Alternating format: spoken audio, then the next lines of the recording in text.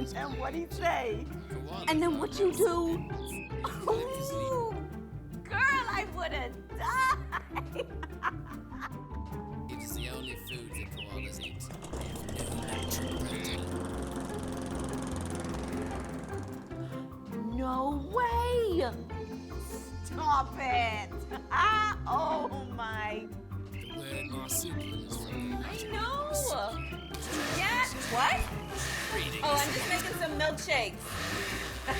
Milkshake?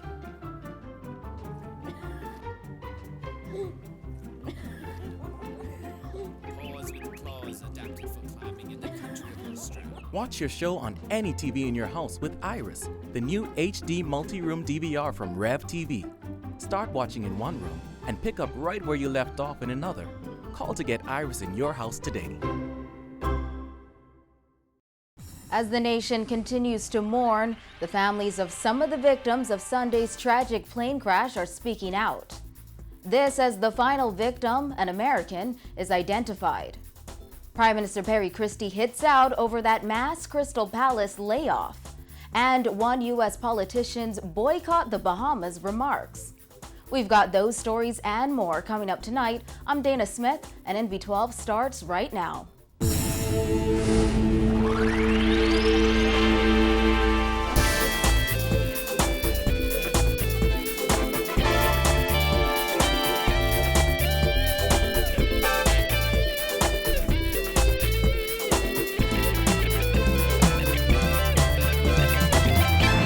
Topping news tonight, the Department of Civil Aviation today reporting that it has located the cockpit voice recorder and the digital electronic engine monitors from the plane crash that claimed the lives of Dr. Miles Monroe and 8 others. The department says it is anticipated these critical pieces of equipment will assist investigators in determining the cause of the crash. It said further, details on the crash will be provided as they become available. This as many continue to wonder why so many promising lives were cut short in a single deadly event. Our Jasmine Brown spoke to the families of several of those crash victims today. Here's her report.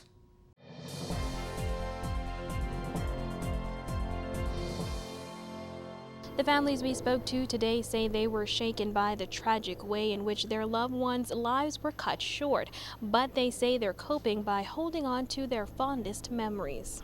Among those killed were Dr. Miles Monroe, his wife Ruth, Pastor Richard Pinder, pilots Stanley Thurston and Farkan Cooper, youth pastors Lavard and Riddell Parks, who were expecting their second child, and their son Johannan. Riddell's devastated family members say they were shocked to learn of her passing.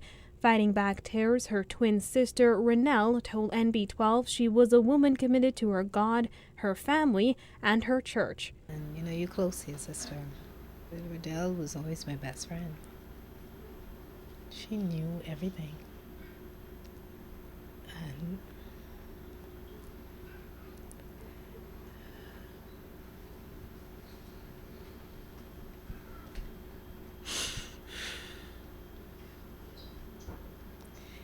I mean, there was nothing that I wouldn't tell her, and it was the same for her.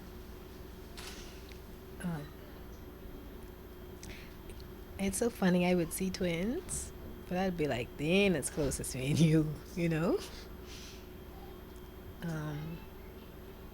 And she was, if anybody knew Riddell, they know that we were different. As much as we were alike, we were different. And they loved her for her. She was always one who wanted to express her individuality. She wanted people to see her for who she was. Hence the locks, the writing, all of that is her image and her gifting. And we loved her for who she was. Renelle says she lost more than her best friend on Sunday. She also lost her brother. Lavard is like, he was like my brother. Like we would argue, we would make up. He used to pick up my kids from school, and just last week I called him and I said, "You picking up the kids today?" He said, "If you call me one more time about this, He said, and I tell you, I'm picking them up unless I tell you I'm not. But that's how we were. We were so close. We loved each other. And he knew that he could have called on me for anything. And it was the same way. Like, I would not have wanted another brother-in-law. They were perfect for each other. And just how they lived is how they died together, because they were always together. They were inseparable. Rennell says there was little that can be done to fill the void left by her death, but they have found some comfort in the contact they've had with LeVard's family. His father, Livingston Parks, says he last saw his son on Sunday, less than an hour before he boarded the flight to Grand Bahama. He came to see me on Sunday, just before he left. He called me Sunday morning to say that he was going on the flight with Brother Miles. He wasn't supposed to go, but I guess God had it so that he just had to be on the flight. And he told me there were some things that he wanted me to do for him. But little did I know that that was going to be the last time that I had an opportunity to talk with him. He revealed that his son faced death once before after having a gun pulled on him as a teenager. And he shared a story with us several years ago at a men's meeting that he was out playing even though I told him not to go. And somebody in the group came with a gun, put it to his head, and shot twice, and the gun never went off. And I said to him after that, the Lord was not ready for you yet. He has some more work for you to do. The elder Parks says as his son got older, he married the love of his life and became closer to God. While 2 generations of his family's lives were cut short, Parks says he is somewhat comforted that his son and his family died doing the work of God. His life has been one of working for the Lord. And that is what comforts me today, to know that he is absent from this body, but he's present with the Lord.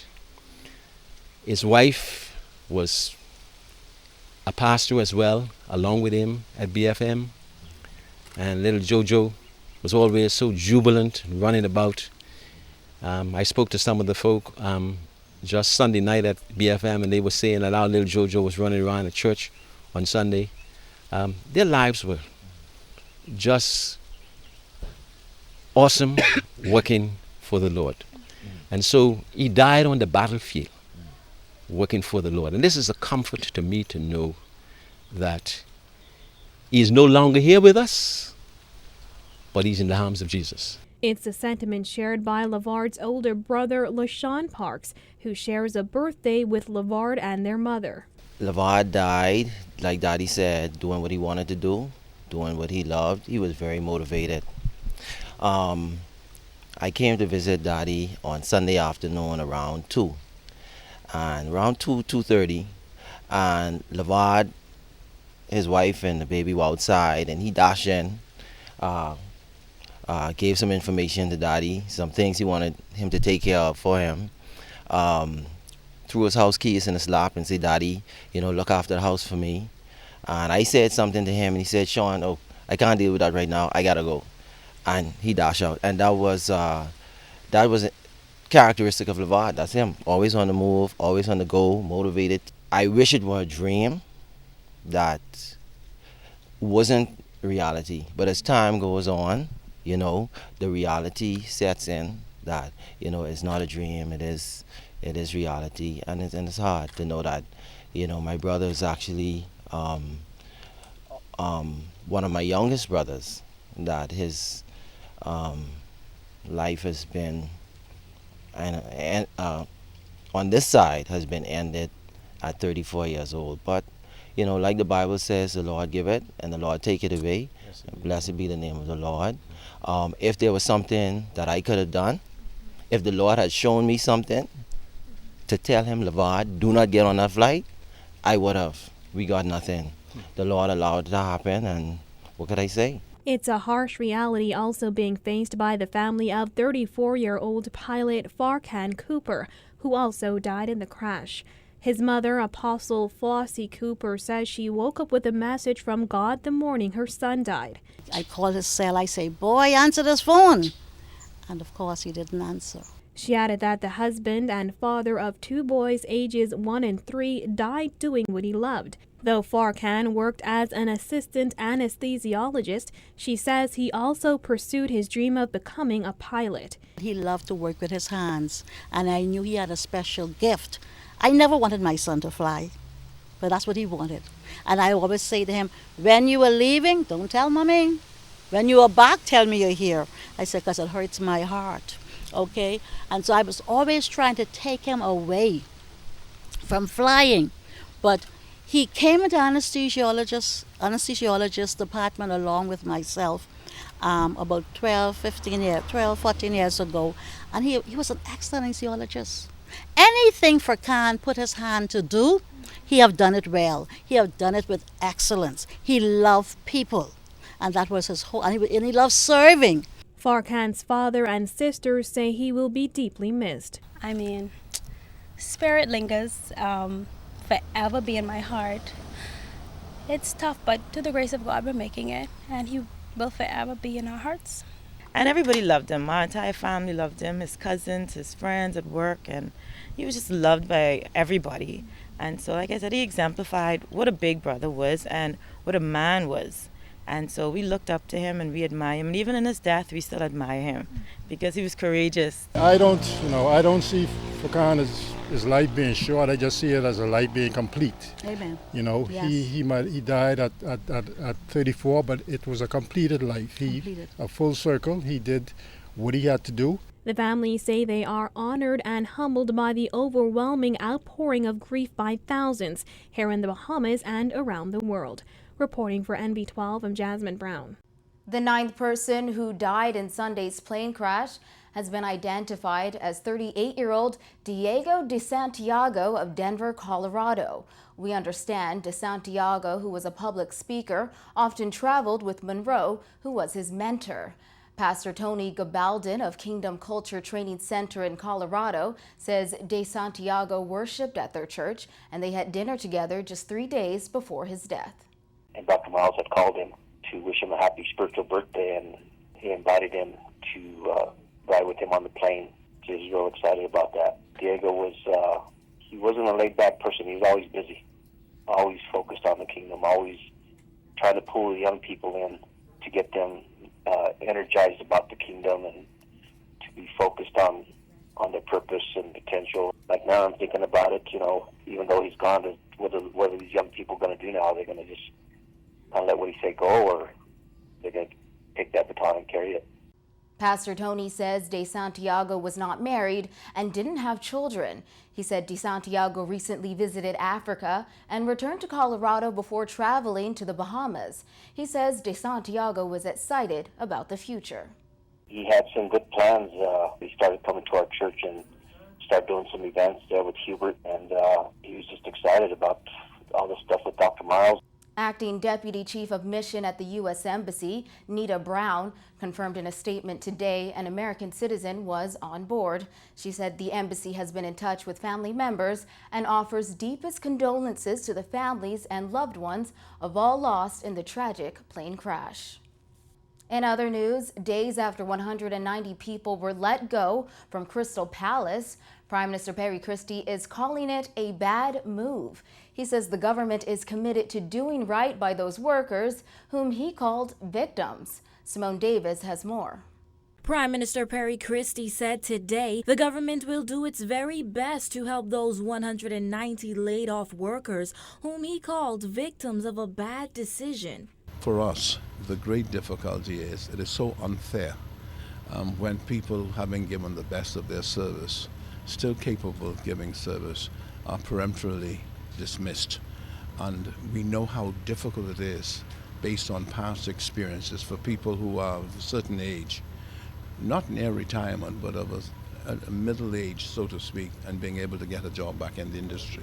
It's very difficult. And so governments here must certainly know that they're dealing with almost a decision that has a permanent impact on people, and therefore we must be as strong as we possibly can. Last week, Baha laid off nearly 200 employees from the Crystal Palace, which it plans to turn into a training facility. After opening the Bahamas Institute of Chartered Accountants Accountants Week 2014 at the Malia Nassau Beach Resort today, Christie told reporters it is difficult for a government when an employer takes this position. He called it unfair. The challenge that I have found is that when we have these agreements, and we have an agreement and we are arguing that the agreement does not validate that kind of decision, the difficulty is, what do you do? Christie said Baha officials argued that the multi-billion-dollar resort was expected to open next month and as a result had a lot of people on its payroll, including hundreds of people who will graduate this month from its training institute.